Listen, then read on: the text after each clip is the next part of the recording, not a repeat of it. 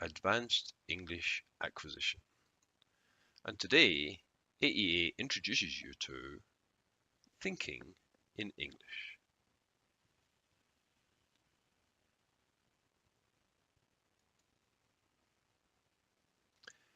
With any system, you have input and you have output. In the middle, you have what we call processing. And of course, for us, in English, that involves using the human brain, your brain. Let's look at this system with particular regard to English. Again, we have input and output. On the input side, we have what you hear and what you read, and those feed into your brain. On the output side, we have what you say and, of course, what you write. But the key thing is that in the middle, we have what you think.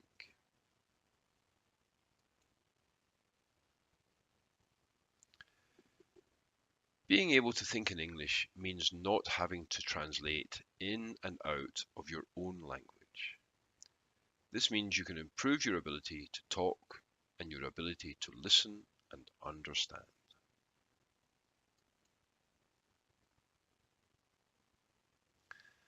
And being able to think in English means you speak more clearly, you speak more fluently, and you speak without pauses. There's a lot of unfortunate noise when many people are learning to speak better English because they have to think. They stop and think and they go, ah. Now, we can't eradicate that completely. We don't want to take that out completely because it's part of English communication. But if we can control it, that's what makes the difference.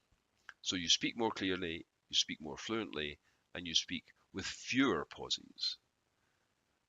And more importantly, perhaps, you can understand and react to what is being said to you.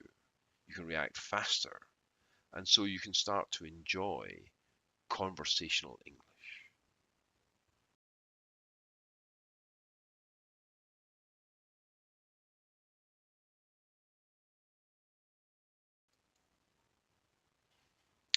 Being able to think in English means that everything is easier, everything is faster, and everything is cleaner. But more importantly, perhaps, everything is much more valuable to you. If you can think in English, your ability to communicate in English is smoother, easier, cleaner, and much more valuable.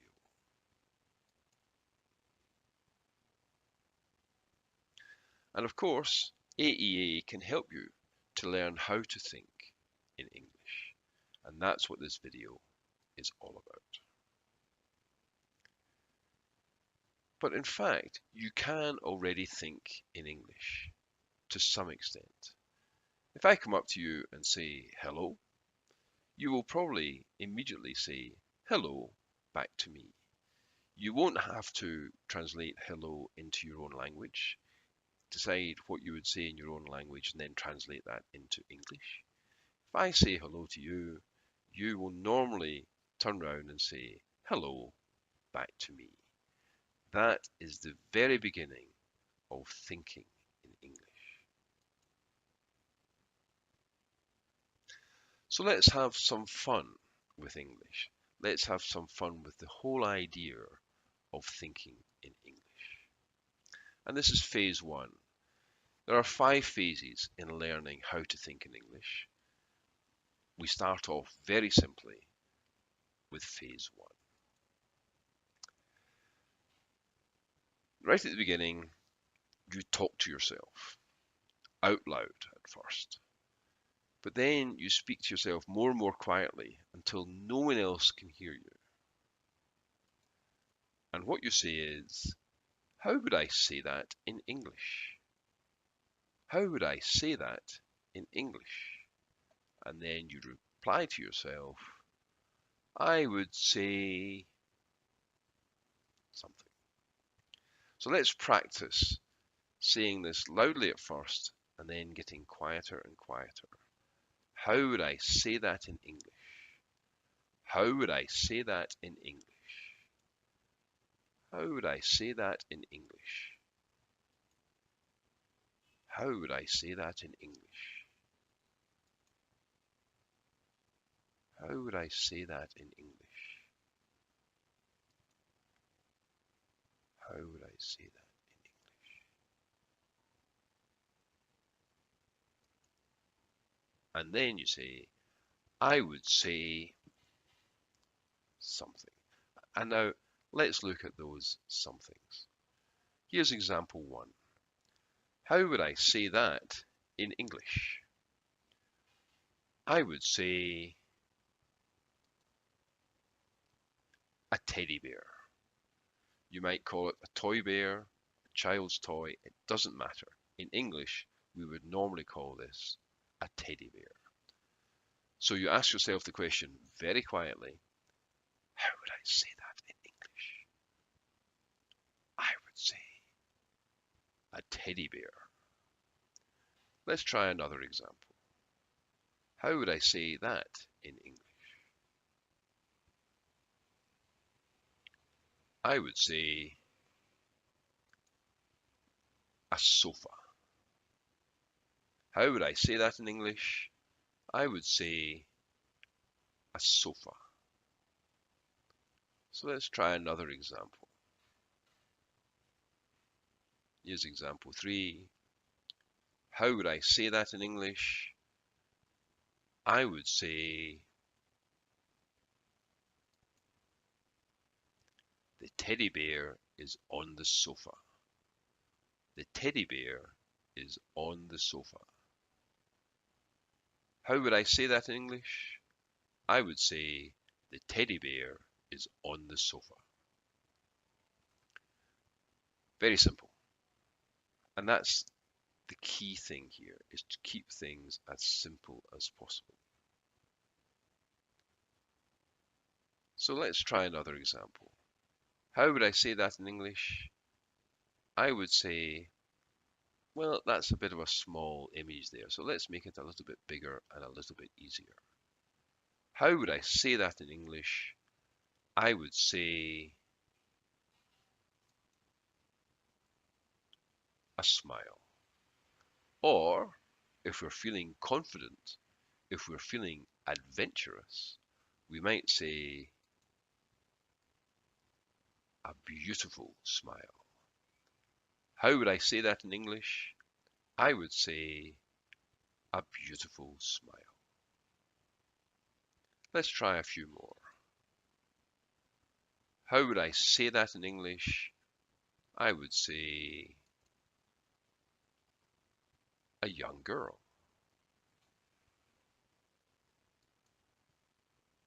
How would I say that in English? Here, of course, there are several things we might say.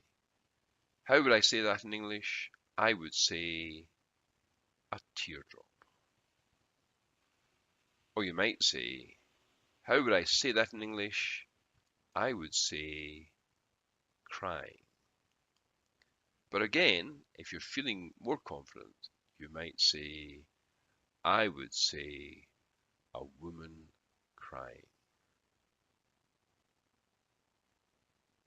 Here's another one. How would I say that in English? Well, once again, you might say a man. And you might say a dog. Or you might say a man walking his dog. Very simple, very easy. You don't need to say or think anything in your native language. You simply look at the image and think in English, a man walking his dog. So that's the basics of starting to practice thinking in English. Now, as you know, we always end these videos with a simple AEA challenge, and this one is particularly simple. It's very, very easy. Stage 1, for example, is go out for a walk. Find some spare time when the weather's okay and go out for a walk and find somewhere to sit. And then, part 3, just look around and describe what you see in very simple English. Ask yourself, how would I say that in English? I would say a tree. I would say a family. I would say a family sitting under a tree. The important thing here is to only say what you know. If you look around and you see something and you can't think of a word in English to describe it, then don't. Describe something else. Say something else. Look around for things that you do know. Look around for opportunities to use very simple English. Say to yourself, how would I say that in English? I would say a family sitting under a tree beside a lake. Very, very simple, only in English. Don't use your native language at all.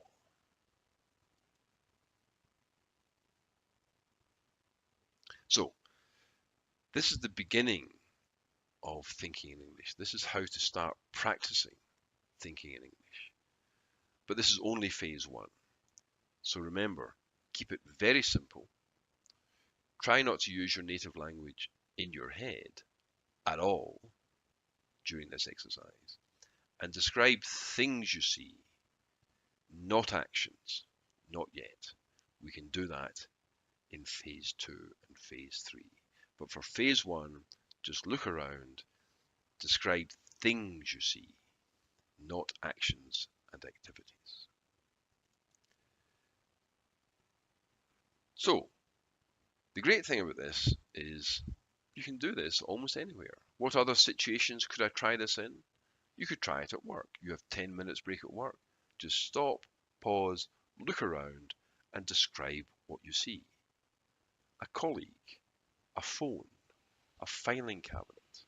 It doesn't matter. Look around and ask yourself, how would I say that in English? I would say filing cabinet. You can do it at home. Just sit in your lounge or sit in your bedroom. Look around and describe what you see. A carpet, a green carpet, a wall, a white wall. You can do it in the car, but I don't recommend it unless you're parked somewhere. You can park in the car, look out the window, and describe what you see. But I don't recommend that you do this when you're driving along in your car, because it actually can be quite distracting. However, if you're sitting on a bus or a train or in a plane, so long as you're not the pilot, so long as you're not driving the bus or driving the train, then yes, look around, look at the people around you and describe them. An old man, a young woman, a girl with a hat, a man carrying a bag. Look around and describe in very simple English the people and things you see around you. Now, the great thing about this is to practice thinking in English takes zero preparation. You can do it anywhere at any time. You don't need a computer, you don't need your phone, you don't need a pen and paper. You just need your eyes and your brain. And you can spend 2 minutes a day or 2 hours a day, whatever you like. Most people quite enjoy doing this. It's a challenge and it becomes much more exciting and interesting as we go through the different phases. But to begin with, you can just look around and think, how would I say that in English? I would say a man driving a car, a red car, an old red car. That man needs a new car. The great thing is that being able to think in English will improve all of your English skills.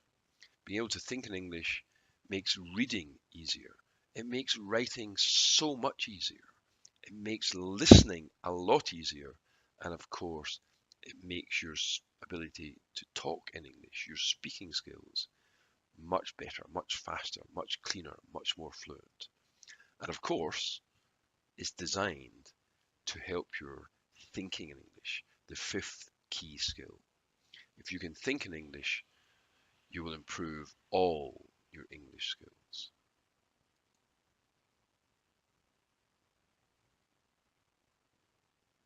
So, if you want to know more about how you can improve your English skills and how you can start to practice thinking in English, then just have a look at AEA on our website, www.4c.com.